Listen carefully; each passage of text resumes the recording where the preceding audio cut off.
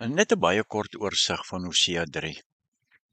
En God het aan Hosea die opdrag gegee om met 'n vrou met die naam van Gomer te trou. Dit was 'n kultiese prostituut gewees. Hierdie huwelik en Gomer se ontrouheid was simbolies van die ontrouheid van die Israelitiese volk teenoor God. Ek wil dit net herhaal. Hierdie huwelik en Gomer se ontrouheid was simbolies van die ontrouheid van die Israelitiese volk teenoor God. Die verhaal van Hosea en Gomer se huwelik is 'n aangrypende en 'n dramatiese een. Gomer was herhaaldelik ontrou aan Hosea en het hoereer en afgoderry beoefen. Maar selfs in die aangesig van hierdie ontrouheid het Hosea 'n onvoorwaardelike liefde vir haar behou, wat 'n simbool van God se liefde vir die ontroue Israel was. Ja, net soos Hosea vir Gomer vergewe het vir haar ontrouheid, bied God ook vergifnis vir die sonde van die mensdom deur Jesus Christus aan. Christus se kruisiging en opstanding bied 'n weg vir mense om vergifnis en verlossing te ontvang, ongeag hulle verlede of hulle sonde. Hosea beeld Israel se afgoderry en die geestelike oorspel lewendig uit as 'n verraad van hulle verbondsverhouding met God. Die profeet gebruik die metafoor van huweliksontrouheid om die erns van Israel se sonde en die gevolge daarvan te illustreer. Hosea 4 en Hosea 8 veroordeel Israel se aanbidding van afgode en hulle wegdraai van die ware God af, en beklemtoon die geestelike oorspel wat hulle op 'n dwaalspoor gelei het.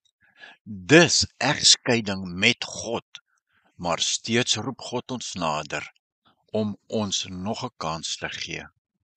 Hosea 11 druk God se liefde vir sy mense uit en beeld hom uit as 'n medelydende vader wat daarna verlang om sy kinders terug na homself te bring.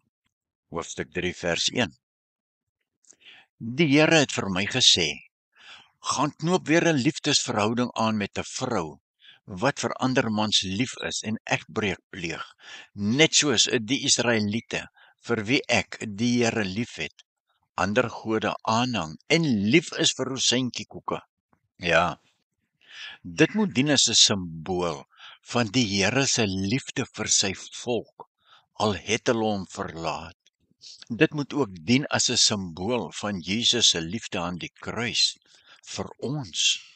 Maar ten sterkste moet ons weet, almal het foute en ons almal sondig, en dis dieselfde God wat al het hy ons lief, ons nog steeds waarsku. Ja, en as ons luister, ons vergewe en ons vryspreek. Maar Hosea kon nie net vir Gomer teruggeneem het nie. Ja, hy moes Gomer terugkoop want sy het alweer iemand anders se besitting geword. Hosea sê verder vir ons in vers 2. Ek het toe vir my 'n vrou gekry vir 15 stukke silwer en 100 kilogram gars. Vers 3. Ek het vir haar gesê, Hosea het vir Gomer gesê, jy moet 'n lang tyd by my tot my beskikking wees. Jy mag met niemand hoereer of trou nie. Ek sal dit ook nie doen nie, sê Hosea. Wat simboliseer hierdie twee verse? Wat vertel God ons deur hierdie twee verse? Ek het toe vir my 'n vrou gekry vir 15 stukke silwer en 100 kilogram gars. Dis 'n duur prys wat Hosea vir Gomer weer moes betaal het, nê? 'n duur prys wat die Here Jesus aan die kruis betaal het. 'n duur prys wat God moes betaal het om ons van ons sondes vry te kry. Is 'n duur prys. En vers 3 sê, ek het vir haar gesê, jy moet 'n lang tyd tot my beskikking wees. Jy mag met niemand hoereer of trou nie. Ek sal dit ook nie doen nie. Hosea kon Gomer nie sommer maar net teruggevat het nie, nê? Want hy moes haar koop. Want sy het alreeds iemand anders se eiendom geword. Sy het alreeds van hom af weggedwaal. weggeloop, met ander getrou en gehoreer. En ja, die prys was hoog, meer as wat hy kon bekostig. Die 15 stukke silwer wat hy besit het, was nie genoeg gewees nie. Hy moes nog ander goedere byvoeg, naamlik kos uit sy graanskuur. Die terugkoop van sy owerspelige vrou het hom, Hosea, 'n duur prys gekos. Iets wat ons maar kan oordink en verstaan is dit, nê. As spieelbeeld van God moes Hosea demonstreer dat God se terugneem van die sondige mens nie maar sommer net 'n goedkoop daad is nie. Nee, dit was 'n duur daad gewees. Dit is wat die profeet Hosea vir ons wil wys. Dit was 'n duur daad gewees. Dit het God ook baie duur gekos. Die prys was sy seun Jesus. Net soos Israel hulle ou lewe moes vaarwel toeroep en laat vaar, en hulle afhanklikheid met eer en aanbidding teenoor God lewe. Daarom word sy verbied om die praktyke wat vir haar waardevol was, verder te beoefen, selfs met haar eie man, wat beteken Israel moet Baal totaal en al uit hulle harte verwyder.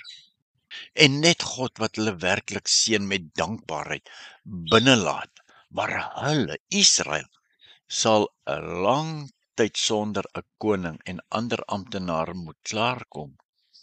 Vers 4 net so sal die Israeliete 'n lang tyd moet klaarkom sonder 'n koning en amptenare, sonder offers en klippilader, sonder efodbeeld en afgodsbeeldjies. Ja, die optrede is simbolies van die Here se optrede met Israel. 'n Lang tyd sal die volk ook so afgesonder word van die versoekings van Kanaan. Dan sal sy die dinge wat haar afval veroorsaak het, moet verbeur, soos konings en amptenare, politieke leiers en offers en klippilare, ja, die kultiese middele en die efodbeeld en afgodsbeeldjies. En dan sal Israel hulle bekeer tot die Here hulle God en dan na God se wil vra. Vers 5. Daarna sal die Israeliete hulle bekeer. Hulle sal vra na die wil van die Here hulle God en hulle sal hulle koning Dawid aanhang. Hulle sal vol eerbied terugkom na die Here toe en na die oorvloed toe wat hy in die toekoms sal skenk. Die hele doel van wat ons tot hiertoe gehoor het, is dat Israel haar sal bekeer. Daarna, dit wil sê in die eindtyd gebeur, dan sal hulle die Here soek en terugkeer na die geestelike gemeenskap met die Here. Dit ons gelees aan 2 vers 18 en na die oorvloed wat hy in die natuur gee volgens 2 vers 7 en 8. So is bekering die gevolg van God se liefde en nie 'n voorwaarde daarvoor nie.